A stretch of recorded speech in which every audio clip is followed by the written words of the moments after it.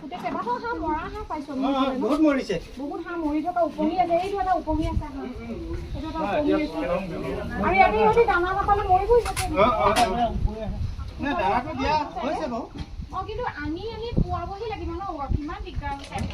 এখনেই নাও আছে আপোনালোকৰ দুখন আছে ন এতিয়া দুখন হৈছে এতিয়া এইটো কিনিছে নিজে নিজে কিনা হয় নিজে কিনা দুখন নাৱেৰে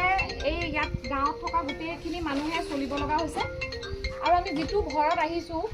মানে মই তাকে ভাবিছোঁ যে এইখিনি মানুহ আছে কেনেকৈ সেইটো এটা বহুত ডাঙৰ নমস্য দিছোঁ মানুহ জীয়াই যে থাকিব পাৰিছে ইয়াতে আৰু 10-15 দিন এনেকৈ থাকিলেতো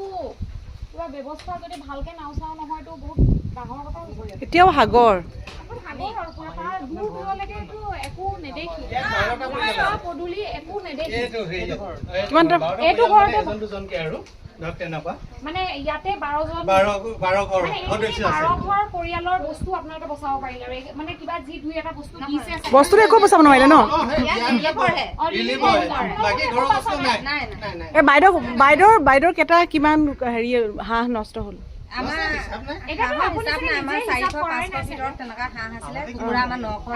হিচাপ কৰিবলৈ বাইদেউতো যাবই পৰা নাই আমি লাষ্টতহে গম পাম কিমান বাচিলেগে এতিয়ালৈকে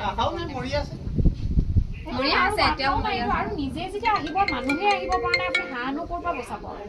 হাঁহ আহি নিজে হাঁহ চাবলৈ গ'লেতো তাতে যাবৰ কাৰণে এখন নাও এক্সট্ৰাকে লৈ আহিব নোৱাৰে অঁ আৰু সেইখিনি লৈও যোৱা পচিবল নহয় এতিয়া মই আছোঁ ঘৰত নাই কোৱাচোন আপোনালোকৰটো বাৰু ঠিক আছে 2-3 দিনৰ পৰা ৰিলিফ হৈছে তাৰ পাছত কি হ'ব মানে এই ঘৰবিলাক আৰু একেবাৰে জুৰি কৰিয়ে যাব একো নাবাচে আৰু ঘৰতো একো এতিয়া চিটিকক ফোন কৰাচোন এতিয়া আচলতে এইটো হাইলাইট আৰু নহয় ন হাইলাইট নাহা হৈ যাব ন